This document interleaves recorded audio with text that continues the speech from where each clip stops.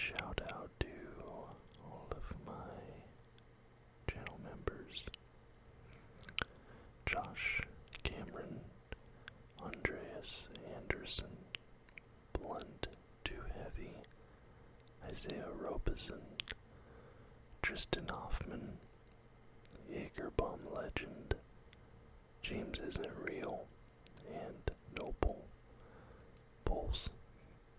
Thank you to each and every one of you for your continued membership and support. So, King and Queen of the Ring, that we're going to be talking about today. Just a heads up, I had this weird issue.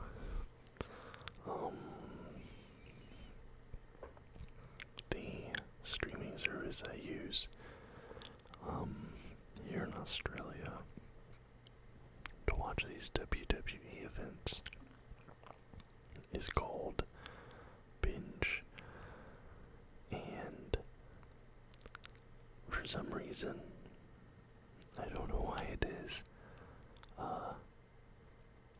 the Nia Jax match just didn't play, like it wasn't broadcast, and also, for some reason that I don't know, there is no replay of the event, like WrestleMania 40, the day after, like it was up pretty much immediately after the broadcast is over. Like all the events, they go up immediately after it's over. For some reason this one isn't on there, and it looks like the replay is on some other streaming service instead that I don't subscribe to, so I just didn't see that match. But King and Queen of the Ring, this was in Saudi Arabia. Of course, I think this is your third or fourth Saudi Arabia PLE, but this was Cody Rhodes' second major title defense. Obviously defended it against AJ Styles in France just a couple weeks ago. There's like you have a bunch of PLEs coming rapid fire here. And then you had the one against Shinsuke Nakamura, but that wasn't on a PLE or anything like that, so this is second major title defense. We open up with Becky Lynch versus Liv Morgan. You know what I thought was weird is that the show started kind of immediately with Becky's entrance. Didn't have the thing where like Triple H came out and welcomed people to the event. Didn't announce the attendance or anything like that. Now again, the entire match was omitted from the broadcast stream that I watched. So maybe that did happen, I just missed it, but when I turned it on at the start time, you had the little now then forever thing right into Becky Lynch's entrance, which I thought was interesting. I also thought it was interesting that she was wearing a tuxedo type thing, and Liv was also wearing more clothes than she usually likes to wear. I don't know, I'm assuming that's like a Saudi Arabia thing where the women have to wear more clothes. That's the only explanation I can really think of. Overall, I thought it was an interesting match. It did a lot more, in my opinion, from the storytelling aspect than the sort of technical wrestling aspect. You know, Becky was in control early. You know, there's a bit of a back and forth. What I did notice was, pretty much with the exception of the Sami Zayn match where the crowd was really hype, and kind of the Cody Rhodes and Logan Paul match as well. But like I noticed it in this Becky Lynch Liv Morgan match, the crowd seemed really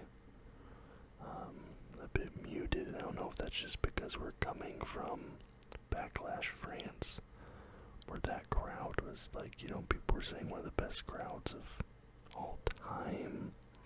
Just to go from the constant singing, chanting, all of that to just a few "this is awesome" chants and things like that. It's just a little bit jarring, I think.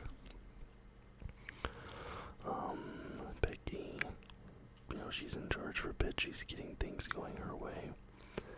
And then Dominic Mysterio shows up.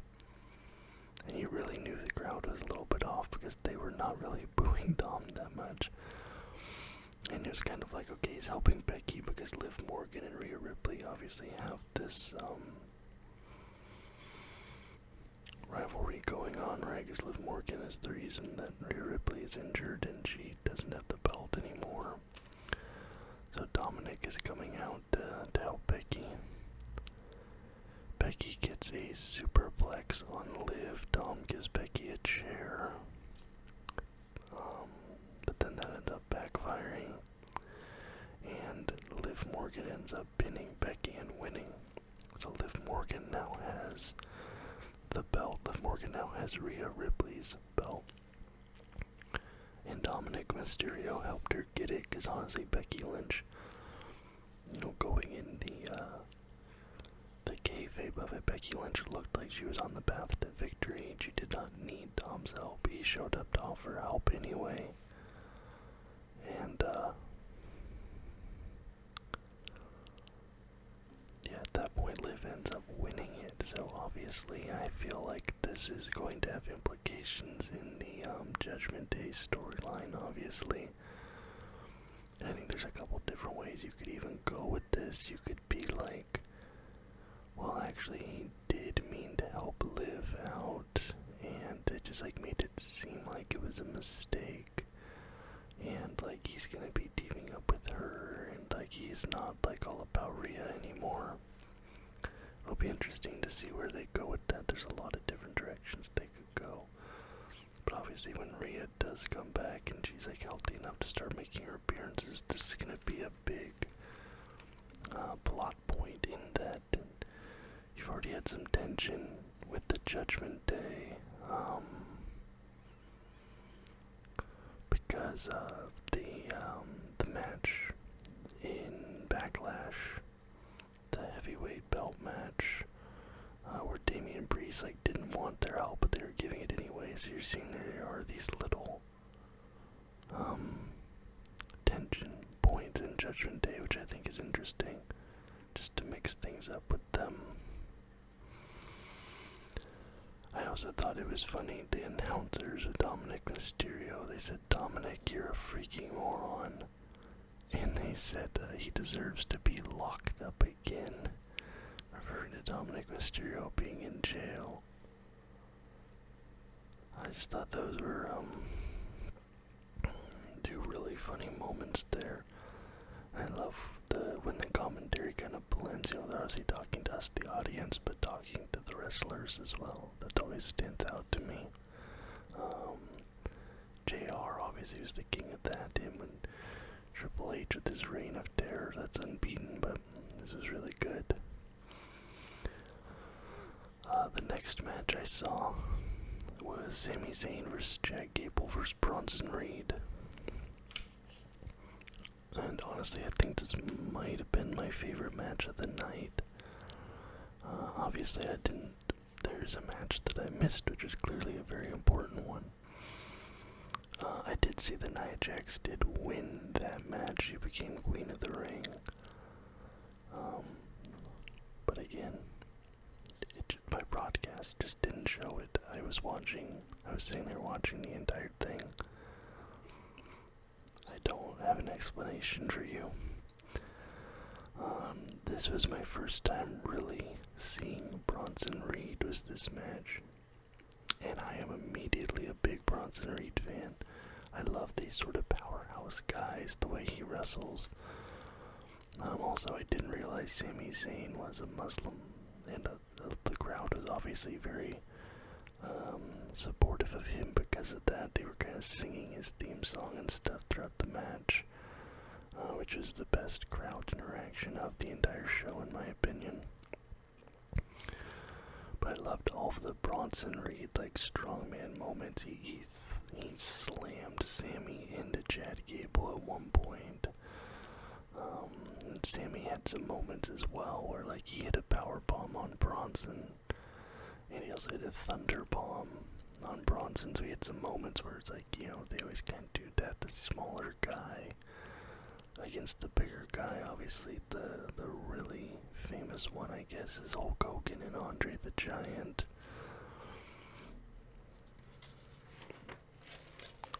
Not that Hulk Hogan is a small guy, but compared to Andre.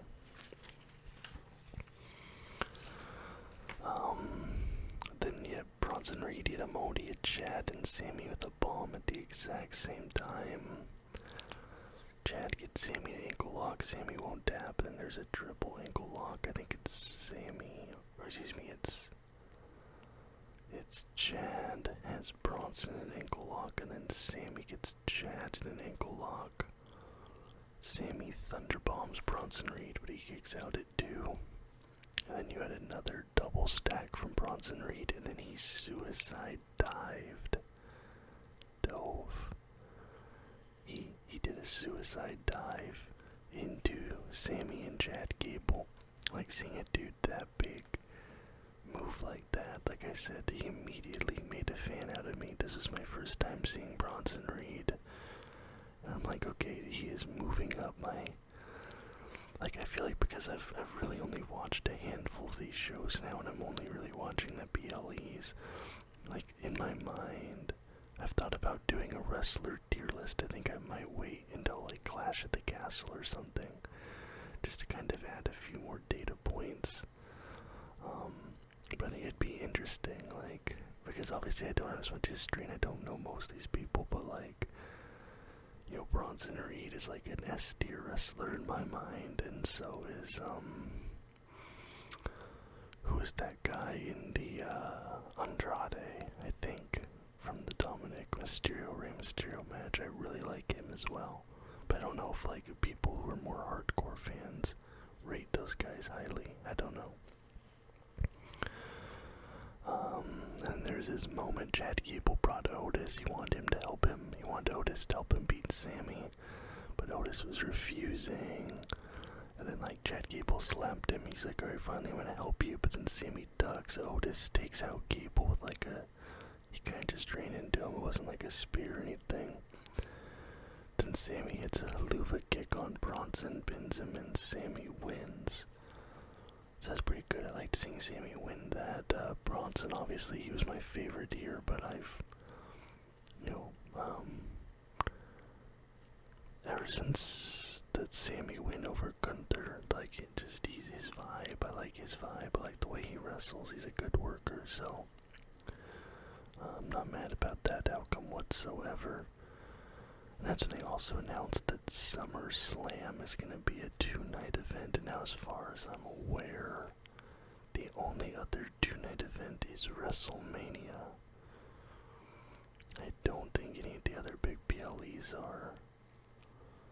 But it'll be interesting, so it's going to be kind of like bookends, or, you know, they thought maybe it gives them a little bit more creative freedom, a little bit more wiggle room. I don't know if that's starting this year, because you have this year's in Cleveland.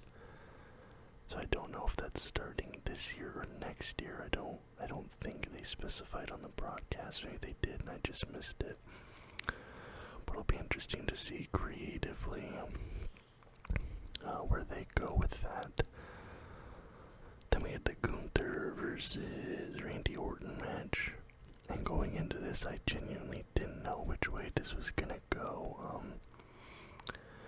Gunther obviously just lost the Intercontinental title to Sami Zayn not that long ago. And you know, Gunther's the kind of guy with his whole persona, you have to be pushing him up. I feel like he probably wants to go for a heavyweight title. But Randy Orton is gonna, because Randy Orton, I don't think, this is my 4th PLE now, I think. I watched Elimination Chamber, WrestleMania, and then I watched Backlash, and now I've watched this. And And Randy Orton wrestled in every single one of those. And he lost every single one. He lost this as well. So going into it, I thought, okay, maybe Randy is due for a win, but also like Gunther winning King of the Ring kind of makes sense. Because I think with one more win, Randy Orton ties a record. Because I feel like they're gonna set up John Cena's retirement match, which we know is coming because he talked about it to WrestleMania 40, to be against Randy Orton. He's like 2 Hall of Famers. They came in the same year together. They trained up together, all that, right? So in my mind, I'm kind of like, where are they gonna go with Randy? Like, what are they gonna do to build Randy to this next storyline? Because right now, it kind of feels like he just keeps losing to people. So yeah, going into this, I really didn't know where they were gonna go with it. And this match had a lot of slow build up, and this felt like kind of this was a slower work rate match. In general, it felt like, they're both they're taking their time, they were drawing out the spots. A much different pace from the previous match, the 3-way match, much slower. And this kind of did annoy me. I don't know if this is like a thing that, like, I'm just not getting it because I'm a newer fan, but this is like I said, every single one of these matches I've seen with Randy Orton, he's lost. But he's also been playing up his back injury in every single one of these matches, and he did it again in this match, playing up the back injury thing. And I'm like, okay, he came back from injury like a year ago now at this point, right? Like, at some point, the back's gotta stop hurting. Gunther countered his RKO, which I kind of saw coming, but then the RKO out of nowhere, did not see that coming. Gunther wrestling back control, getting it, but then another RKO out of nowhere, but Gunther kicks out at 2, and then he pinned Randy, and Gunther wins.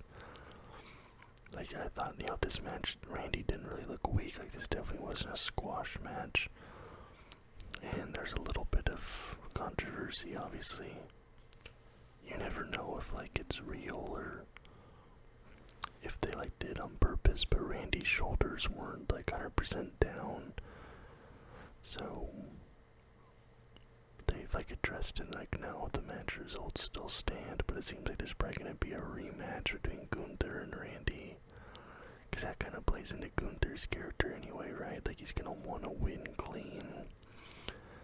So I think we're setting up a Gunther versus Randy, but then I'm kind of like, well, does Randy win that one? Does he lose again?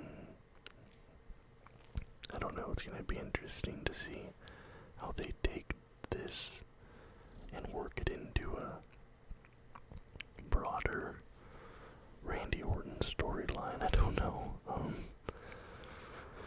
But then we come to Cody Rhodes versus Logan Paul, and I said this has banger potential. This was my second favorite match of the night. Like I said, that 3-way match, it was so good to me, but obviously Logan Paul with what he can do in the ring athletically. Then you have Cody Rhodes, who's just a professional, a great worker, like, he knows the ins and outs of everything. I was like, okay, this has really good potential. And right off the bat, we saw it, Cody, I don't know what the move's called, but Cody did the thing where he drops down and goes to do the uppercut punch, but Logan blocked it. I thought that was a great spot right away. And he's trash talking Michael Cole a little bit. Logan was great this entire match. Cody had this great move as a disaster kick off the ropes that sent Logan ringside, and then of course Logan goes to his gimmick, the brass knuckles. Apparently he said on the Impulsive on the podcast, he said that he wouldn't use the brass knuckles this match. He said he's gonna win it clean or something like that. And then Michael Cole is trash talking him, and again they're going back and forth. Cody jumped over the top ropes And then he took out Logan, hits him with the bionic elbow. Logan kicks out. And then they did this figure 4 leg lock spot, which honestly was so, like, it was obviously so good. But it was also kind of funny just because of, like, how Logan was selling it.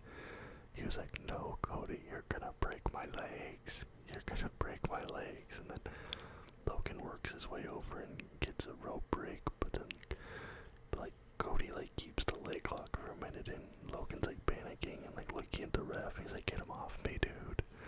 Like, I know a lot of people have negative opinions of Logan Paul, understandably so. But, man, he is so good at WWE. It's crazy. And then Logan hits Cody with a crossroads. And later on, it looked like he was trying to hit him with a,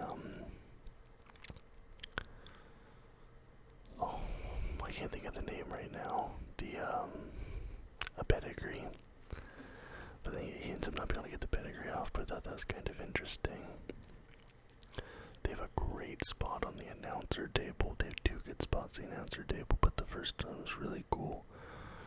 Logan hits a top rope frog splash through the announcer table. Like, just that moment alone, I was like, yeah, that's what I wanted to see in this match. Then they end up accidentally knocking out the ref. Cody gets Logan down for a 3 count, but again, the ref is unconscious at this point. Cody wakes the ref up, then Logan, boom, hits him with a low blow. And then he does his thing, pulls out the brass knuckles. But there was a celebrity guest, Ibrahim something. He's a Saudi Arabian celebrity. The crowd really loved him, so he must be very popular there. He stops Logan from being able to go use the brass knuckles. And then Cody Rhodes says, I'm Cody Rhodes, bitch. And then hits him with a triple crossroads 1, 2, 3 pin. Cody ends up retaining. It was a really good match. Like I said, my second favorite of the night easily. I thought it might have been, I was like going into it, I was like, this is probably going to be the best match, but that 3-way match really just ended up being a lot better than I anticipated it would.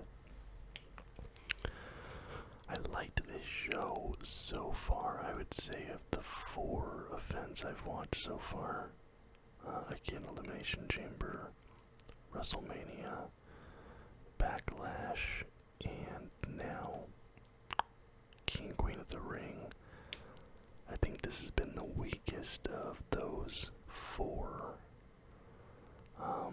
unfortunately. But we have Clash at the Castle coming up. Drew McIntyre will be there. That'll be interesting. That should be good, so I'm looking forward to that. That'll be my 5th PLE, and I think that's officially when I lose the title of new WWE fan. So, but yeah, this has been one of the better decisions I've made in a while, deciding to get into this. I don't know, do I call it a sport? This sports entertainment product, because I've thoroughly enjoyed all of these so far and being able to talk about it with you guys. So if you watched it, let me know what you thought of King and Queen of the Ring. If you liked the video, please leave a thumbs up and subscribe to the channel for more content just like this almost every single day. And until next time, guys.